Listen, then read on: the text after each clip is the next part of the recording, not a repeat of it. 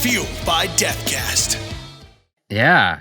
One of my favorite things, I've been a fan of wrestling, since I grew up. I'm an 80s kid, grew up with, the golden age of it. And one of my favorite things is learning about the ins and outs of it because, you learn so much as you're training.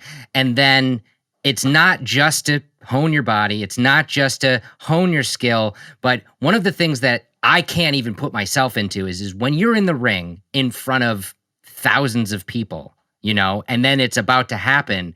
How do you compartmentalize everything that you have to not only know what's going to happen, but like you said, the little nuances in the ring where, you and your opponent are kind of, telegraphing things and letting that know. How can you keep all of that in your head while giving a performance? Was that really tough in the beginning?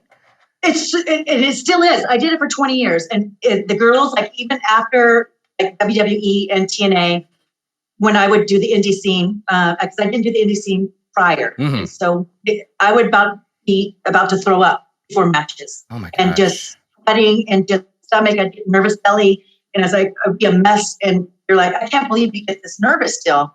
And you are always nervous. You're always insecure. Are the fans going to appreciate this? I hope they pop on this move because we're really putting our necks on the line. We hope the fans we hope we don't get hurt. We have an agreement backstage with our opponent. I'm so sorry if I actually really tag you. Right. I don't really mean to do it. You get excited. And if I forget something, talk to me. This is not, the fans don't know what we're doing. So if a move gets messed up, screw it. Just keep on going. Right. Do you know what I mean? And don't get mad at me. I'm not going to get mad at you because there's some opponents that get like, how did you forget about that? Right. I'm sorry. The moment I blank out. We're human. We do mess up. Yeah. And we're sweaty. We're tired. Adrenaline, nervous, insecure, and everything is going through your mind. I mean, I don't think you're ever confident going. For me, I don't know. I'm one of those people that are never happy with my match because I'm like, I could have done that better. Oh, shoot, I should have done this and pause more, that kind of stuff, So you can't, I don't know how you prepare for that. I always have a ritual. I say, 3 prayers before I go out and then give a hug to my opponent and the referee and give a thumbs up to people that are filming in the back. And as soon as you hear your music, Lisa doesn't exist. You snap and you just open the curtain. You're just like, and right. You just become that character, You try to tell yourself to be confident. You're just like one, I'm going to kill you. I'm going to kill you. I'm going to win this match. You have no idea what you're in for.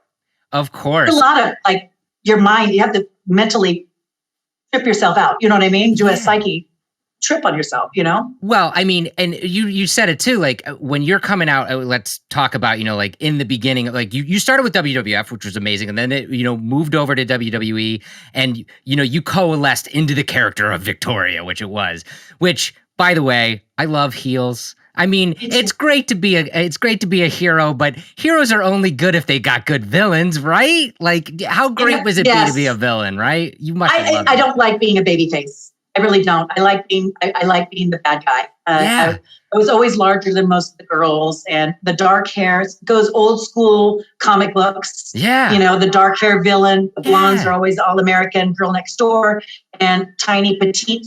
I was a bigger girl, and so was the Goliath. It was.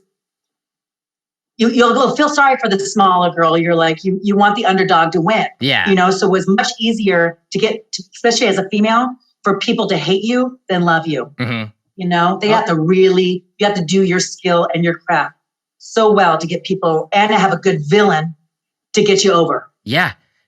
Oh, totally. And you were totally that villain throughout your career. I mean, not just the villain, but I mean, throughout your career, you really embodied the character that you were no matter what. But in the beginning, what I loved about what you did is just like you're saying, you would flip that switch. You went from being very nice Lisa, to Victoria, but you were still authentic.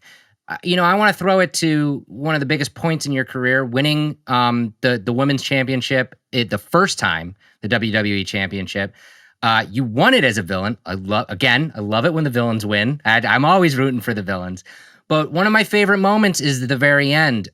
You win, and a lot of times being in that persona, being the villain, the villain still is just like, screw you, I won. You can see it, and I would implore all of my listeners and viewers to go watch that clip on YouTube of you winning that first match or that first championship. When you win, it's on your face and you're genuine. You're like, there's a moment of Lisa right there because you're like, you're happy, like you're not a villain in that moment. It was a Survivor Series. Yeah. My first championship at Madison Square Garden.